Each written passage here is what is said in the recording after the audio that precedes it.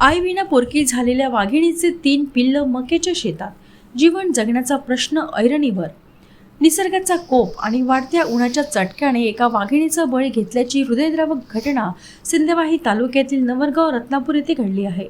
T84 या वाघिणीचा उष्माघातामुळे मृत्यू झाला असून तिची 3 चिमुकली पिल्लं आता निसर्गाच्या भरोशावर पोरकी झाली आहेत. रविवारी दुपारी ही वाघीण आपल्या 3 बछड्यांसह नवरगाव रत्नापूर रोडवरील मक्याच्या शेतात दिसली होती.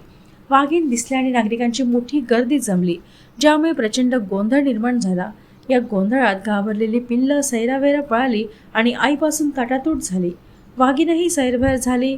चवताळलेल्या अवस्थेत वाघिणीने एका वनरक्षकावर हल्ला करून त्याला जखमी केले होते. मात्र या घटनेनंतर काही वेळातच वाघीण शेतातील धान पिकात मृतावस्थेत आढळली.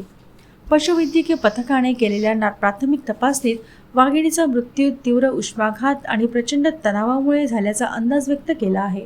शवविच्छेदन अहवालानंतर अधिकृत कारण स्पष्ट होईल. मात्र सध्या वाढता पारा आणि वन्यजीवांसाठी जीवघेणा ठरत असल्याचे समोर आले आहे. आईपासून दुरावलेली तिन्ही बछडी पुन्हा त्याच मक्याच्या शेतात आली व माता येणार या आतुरतेने वाट पाहत आहेत.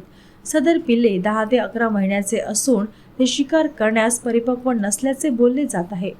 वनविभागाचे पथक बछड्याच्या सुरक्षेच्या दृष्टीने मक्याच्या शेत शिवारात कोणताही धोका घडू नये म्हणून रात्रीपासून गस्त घालत पाळत ठेवली आहे.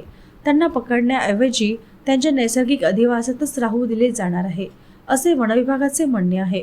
आईचे छत्र हरवलेल्या बछड्यांच्या अस्तित्वासाठी सध्या संपूर्ण वनविभाग प्रयत्नशील असले तरी मातेच्या मृत्यूमुळे दुरावलेल्या व शिकार करण्यास परिपक्व नसलेल्या तिन्ही वाघिणीच्या बछड्याच्या जीवन जगण्याचा प्रश्न ऐरणीवर आला असल्याचे चित्र दिसून येत आहे.